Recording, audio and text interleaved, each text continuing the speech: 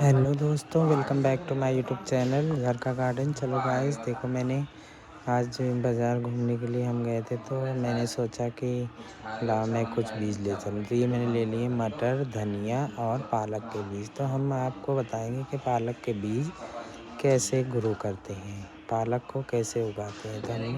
तो हमने ले लिया है बीज, ये ला बीज।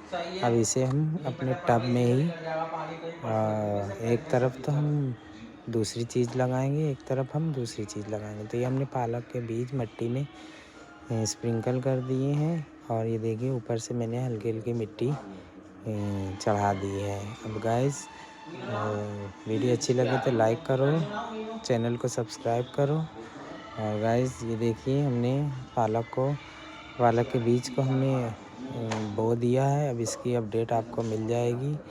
ये देखिए हमने पालक का बीज लगा दिया। वीडियो अच्छी लगे तो लाइक करो, कमेंट करो, शेयर करो।